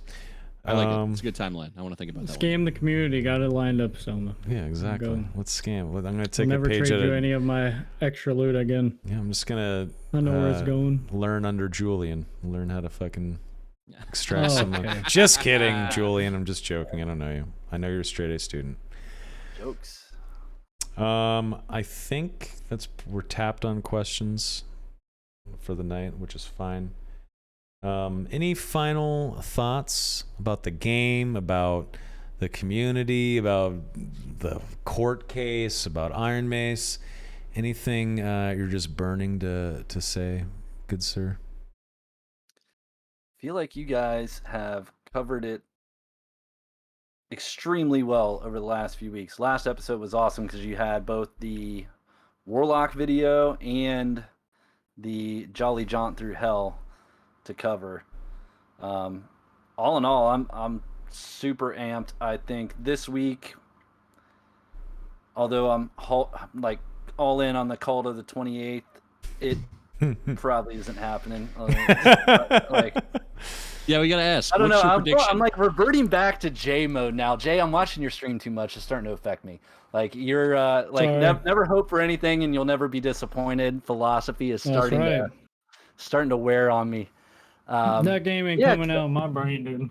Yeah, well, 'cause, dude, if it gets dismissed, I feel like there is a legit chance, but it's all based around that. Like, if it gets dismissed this week, is there a legit chance? Yes, but like I'm pretty hopeful for at least by the end of August. If what Derp says is correct, then the Korean injunction hearing should happen by end of August. I think he may have even said into September, but I don't even want to think about that. So we're gonna go with August. 1 month at a time. 1 month. 1 month. That's about all. Slow it down here, man. Seriously. But yeah, I'm It's like starting to get ABCs. amped, man. You got to count them each one. Like just the fact that they're starting to release videos on a weekly basis. Like hopefully we get one tomorrow morning. That's kind of been their cycle, like late Sunday, early Monday. They're building towards something. So I feel like their case is strong. They're releasing killer updates. Out of all of this, it sucks waiting, but the one silver lining is that we're going to get a pretty badass game the second that it does drop. Yeah. I do think they'll go to EA. I don't think they'll do another play test. Like, they're just, if you're going to go for it, go for it. Put it out there. Start making some money. I think they could do it. The second that they can put it back on Steam, I think they go for it. Yeah. Here. Agreed. Let's hope so. Oh, I got one for you, AA. All right. You think Steam would list it if they dropped the case, knowing that they could potentially get dragged into it later? That part I'm not 100. I did start looking up like what is the precedent in the past for when a case has been dismissed and then the appeals process starts. Like, that's the question that I've been asking myself. Like, Nexon's going to appeal it, but what is the liability of a publisher like Steam if the initial case has been dismissed, but then you're just stuck in appeals land? Because the appeals are going to take forever, right? You're going to a higher court. It's going to be even longer. That part I don't know, but I'm being optimistic, I guess. But it could go either direction. Wish I knew more. I'm hopeful. Because I feel like if every game that had to deal with this had to wait till appeal after appeal after appeal went through, like, we'd never have anything. Yeah, that's right. So this maybe is that's not naive that. point of view. I don't think this is a unique case. I think Right, it's not. Yeah, it's not. There's a lot of things. There's a lot of precedent that's been set with previous cases, previous companies within video games. I think personally that the U.S. case is going to get tossed. The world is going to be able to then play the game, and if anything, Korean gamers might have to wait as the case continues on in Korea. But Yep. I think if shit gets tossed out in the States, Iron Mace, especially if they know either we lose the case and it's all fucked and we're screwed and we owe a bunch of money, or the other path is we win and we make a bunch of money because we just kept making the game and we released it as soon as we could. Whatever path they set themselves on, as soon as they can release the game, they have to. The way I see it, they 100%. should. It only makes sense. As soon as they can legally, I think they legally could release the game right now. Technically, right? It just looks bad to a judge and in court. Well, and it still would. That's the other thing. Like, Yeah. if the U.S. case gets thrown out and they go, and Steam does let them back on, and they go straight to EA, let's say this weekend. Yeah. Well, that still technically looks bad in the eyes of the Korean court, potentially. Yes, that's right. Yeah. But I don't know how convinced I am of that thought process, because the other side of that coin is that if you've done nothing wrong, why would you stop your dev plans? You've already been delayed. Exactly. You've already got massive appeal and demand for the game. And if you're not guilty, why not go for it? They seem to think they've got a legit shot in Korea. So I don't know. I think guess if I they understand knew- both sides. Oh, sorry. Go ahead, I man. think if they knew they have fucked up, they wouldn't have said, let's compare source code. I agree. You know what I mean? 100%. Yeah, you're right. Yep. Fair. Throw it out there. Why But do a if- full bait or a full bluff like that? It doesn't really make a lot of sense to me. Right. And they've You're been raided multiple times, taking Multiple? devices off site, Multiple. right? Yep. Like, Yep. That's right. nothing's been found. Fuck. So I guess I don't know. this is a solid question to ask just because we're on the subject. You guys may have discussed this, but how do you guys feel about One Peg's coverage of the case? Personally, I'm grateful for his coverage, but he seems to catch a lot of shit from Reddit, especially about having sensationalized video titles.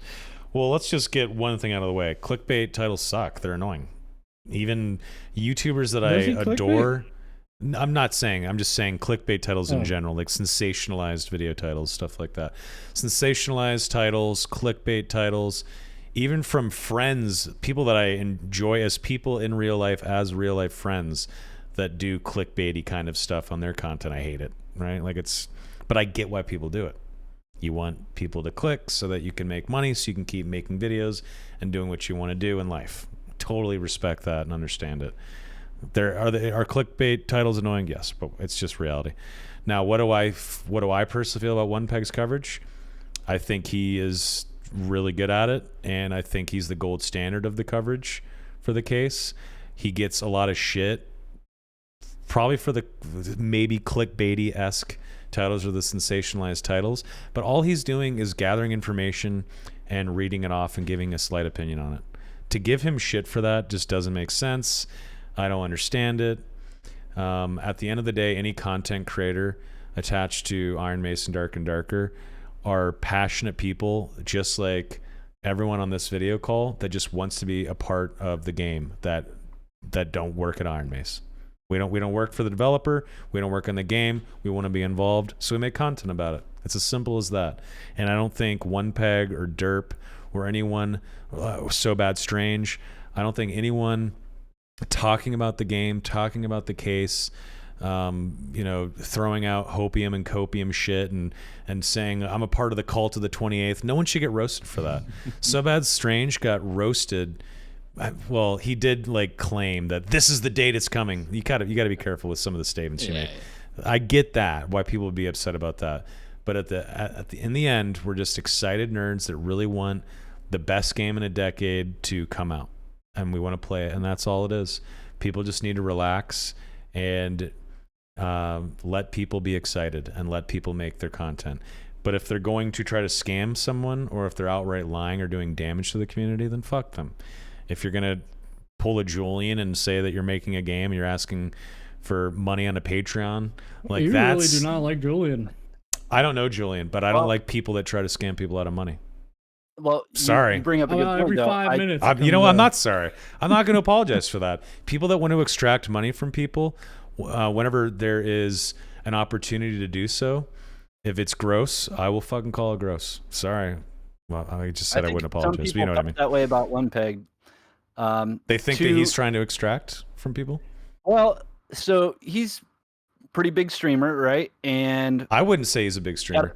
Okay, so he's got 100,000 subscribers on YouTube. Sure. Right? He's got a fairly big YouTube channel. One of the bigger, if not the biggest, YouTubers in the Dark and Darker community.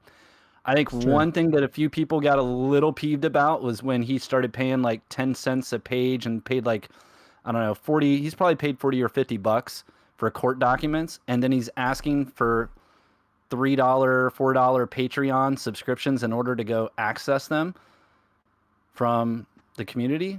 That I think that rubbed people the wrong way, because it's come on, dude, you write the $50 off in a second.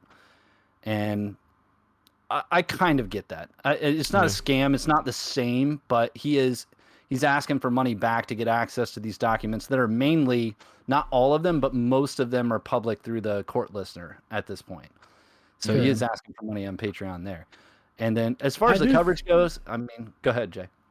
I was just saying, I do think it's a little weird to ask for money on a video that you're actively making money on. I think that's as in the double dipping side of things, a little too greedy. All right, I keep getting shit for the Julian thing. It's just in general. I got a question. What's more egregious?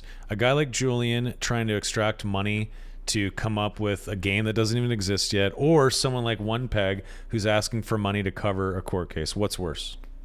Definitely the game, obviously. I don't think that's really a question. Okay, just making sure, because I feel like I was taking crazy pills for a second. I was getting shit for being mad at someone that tried to scam people. It's not even saying you clearly do not like Julian. No, it's not. Again, I don't know Julian. I don't like wrong. Anyone that tries to scam people out of money. In general, it's not even saying what One Pig did was wrong necessarily. Right. Just a little bit of hey, did you really need to ask for money while you're making a video? I can understand that take. Yeah, I get it. Yeah. Yeah, and what was yeah. so your I guess. viewer's question? I don't have your stream up, Soma. Mhm. What was the way that was phrased? Like, what is your opinion of One Peg's takes? How His was that coverage question over phrased? it. You guys may have Coverage. discussed this, but how do you guys feel about One Peg's coverage of the case? Yeah. Personally, I'm grateful for his coverage, but he seems to catch a lot of shit from Reddit, especially about having sensationalized video titles. That Right. was the Okay. question. It's YouTube, man. I don't think it's so the flip side of the coin for me, I agree with you 100%. Like, he's great for the community. He definitely cares about the game. Most of his coverage, like, he's a smart guy. He has usually some pretty good analysis. If there is one criticism that I would have other than the Patreon thing, it would be that I think his tendency is, and a lot of people do this, and I don't blame them because it's definitely more efficient, but he'll do a live stream, he'll pull it up, first glance, he'll read through it, he'll do one take, ship it to the internet, ship it to YouTube, like almost no edits, and there won't be a process of going back to basically say, did I get that right? Did I fact check it? No, he'll ship it out there and then doesn't worry about it. He'll correct it in the next video, right? The next thing will come out, correct it in the next video. And if I was to compare him and Derp, I would say Derp is going to spend usually a lot more time going down through every single line. And not everybody has, most people don't have time for that. So I think One Peg fills the niche that he should be filling, like for the more mainstream audience. But if you're a full-on degen, like me and some other folks are, where you just want to know every single thing about the case and you want the most accurate real-time information possible, I'm leaning more towards Derp for that. But I watch them both, I love One Peg overall. But if that's what the question was oriented around, that would be the only two really criticisms that I have, because I think he does good work for the most part. I really want a next on One Peg, to be honest. I want someone on the other side of shitting on Iron Mace so I can at least get a different perspective is all. You know what? Yeah. I do think That's it's actually necessary. important that nice. you just said that. Someone Yeah. should. That's actually kind of smart. They might I've be been hated waiting for that it video, forever. but someone should Yeah, come of out course. and pick course. apart Iron Mace's side. And I look, even if I think Iron it's Mace is important. guilty, this is going to be really unpopular with some people. I'm still pro Iron Mace and Darker because I feel Oh, like of they're course, Robin yeah. Hood stealing from the rich to give to the poor. That Sure. I don't know. That's kind of how I look at it. I know that's a lot of people would say that's wrong, and if they have stolen something, then they should not be able to release it. I get it, They haven't I stolen get it. anything. but I don't think they have. Yeah, I don't think. They Yeah, I have. hope they Evan stole that Stone shit, code. and I hope they got away with it. But I do think that Actually. someone should put a magnifying glass over Iron Mace's side. I think you're right. Yeah. I think it's It's fair. just- It makes sense. Well, you want to They're know what both you're up very against. like, biased. You know? Of course they Yeah. are. They're in an echo chamber. If the second they say one thing wrong, I get a bunch of backlash. So I get it, but I would like someone to be on that other side. I'm with you. Goatee says Donnie, what are you doing innocent next until proven guilty, but unfortunately with the internet, you're Not guilty me. until you're proven innocent online, typically. But anyway, sorry. What'd you say? What are you doing next week, Donnie? What? Donnie's I'm not- volunteering for the role. No, definitely not. I don't read. No, actually, I've been reading again for fun, but I'm not gonna read court documents and do all that jazz. You can go shove that somewhere. Yeah, that's too much. That's for somebody else, not me. I wish them the best of luck, but What about you? Could have been reporter Rockman, dude. Oh. have like the little cheese like "Dun, dun, dun, this week on the news."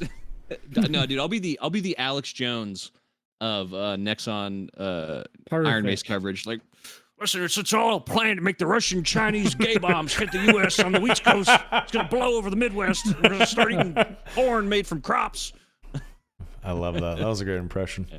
Yeah, I hope that it didn't come off like we were talking shit about Derp or One Peg or So Bad or any content creators. I know it didn't. I didn't, but I just want They're to. awesome. The content creation scene rather attached to Dark and Darker is great. There's a lot of good streamers, a lot of good YouTubers. There's tons of good videos, lots of good coverage. I don't want to hate on anyone, even Julian. I don't even want to hate on Julian. He, like I said, he could be a really nice guy, but Every fuck 5 scammers. minutes, man. I know. Every fight cannot help yourself. Oh. I can't.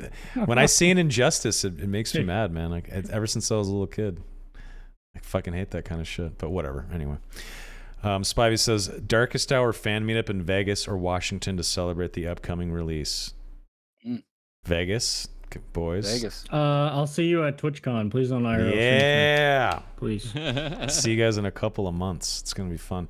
Arcane Armor, are you going to TwitchCon? I'm working on it. So there is a huge shift in our U.S. Club Soccer League right now where they may change up our end of season tournament. It was supposed to be the weekend after TwitchCon. So I'd oriented like my entire calendar around that. Now it's looking like they may shift it back to TwitchCon weekend. But it's still up in the air. They're taking surveys. They're polling all of the coaches on all the teams. I am still hopeful that it will keep to the original weekend, but there's a possibility I may have to opt out due to soccer, which sucks. Yeah, that sucks. But I get if it. I It's probably can be much there, better. I will be there. Well, I will say this. Soccer's- I want to toss this out. Any Dark and Darker content creator, we should set up any content creator that comes to TwitchCon, we should set up like a Dark and Darker content creator dinner or something, or a meetup at a bar or something like that. I think it'd be fun. That'd be a lot of fun. And there's plenty of cool places, obviously, in Vegas to do that. And I can find some places off the strip that are half the price and just as fun. Wouldn't that be great? Oh yeah. There you go. Wouldn't that be great? This was fucking awesome. Scott, you're the man. It has been an honor and a pleasure to have you on. Thank you so much for joining us tonight. Cheers, man. I had a Oh, blast. thank you. Thank you very much. Absolutely. Always a again. pleasure. Yeah. Donnie, where can people find you on the internet? Yeah, I have a YouTube channel, DuhDonnie, and I also stream sometimes. Been streaming recently. Yeah, DuhDonnie on both. 2 E's on the Twitch. Beautiful. Check me out. JayGriffyuh. I'm JayGriffyuh on Twitch and YouTube. Beautiful. And Scott, where can people find you, Mr. Arcane Armor? Mainly on YouTube for now. I don't do much of the Twitch stuff, but YouTube is at Arcane Armor, all one word. Beautiful. And I am Soma. I'm at Soma on Threads, Instagram, Twitch, Twitter, and then at _Soma on YouTube. Damn, almost had it across the board. I know. But yeah, I'll be streaming tomorrow night, Star Wars RPG session like 16 or something like that. So if you're a nerd and you like tabletop stuff, especially in the Star Wars universe, watch that tomorrow. That'll be fun. But we are eventually going to start trying to do the podcast more on Tuesdays. It's especially helpful for some of the updates that we get from Iron Mace that drop on like Monday morning. That being said, next week I will not be available August 1st, which is a Tuesday. I have family visiting through the 31st through the 6th. So we have to do the podcast next Sunday, the 30th. So 7 p.m. PT. Ooh, won't be able to make it. Really, you can't?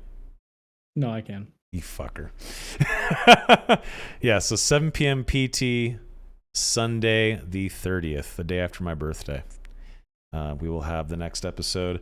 I was thinking the next episode we could talk about Endgame, like go deeper on Endgame.